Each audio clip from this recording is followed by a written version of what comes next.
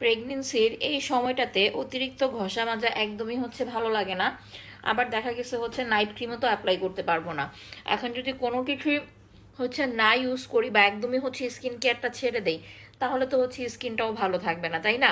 So আমি খুব সহজে যেটা অ্যাপ্লাই করি, এটা আমাদের স্যাফরন থানাকা ফেস প্যাক, যেটাতে একদম অরিজিনাল স্যাফরন প্লাস থানাকাটা পাচ্ছেন। এইটা জাস্ট আমি একদিন পর পর মুখে লাগাচ্ছি।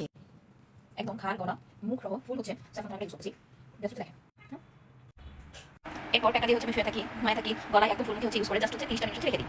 এখন আমি চলে আসলাম ওয়াশরুমে। 30 মিনিট পরে প্যাকটা তোলার জন্য, প্যাকটা তোলার জন্য একদম ঠিক করে পানি নিয়ে নেবেন। এরপর এইভাবে সুন্দর করে একদম লিপস্টিক সহ মাসাজ করবেন। ওয়াও, মাশাআল্লাহ, দেখেন ওয়াশ করার আগে কত সুন্দর লাগতেছে। এরপর আমি ফেশিয়াল পাউডার দিয়ে সুন্দর করে উঠা দিব।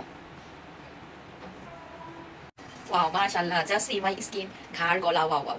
এরপর স্কিনটাকে একদম ভালো করে মুছে শুকাই দেব। যেহেতু কোনো ফর্সা ক্রিম মাখতে পারি না, দ্যাটস ওয়াই এই স্যাফরন থানাটা আমি একদিন পর অ্যাপ্লাই করি। একদম ঘাড় গলা সহ অ্যাপ্লাই করবেন, দেখবেন ঘাড়ে কোনো কালো দাগ কোনো কিছু থাকবে না। নাও আমি এখন অ্যাপ্লাই করব, এখন ঘুমাইতে চলে যাবো আমাদের স্বর্ণ সুন্দরী।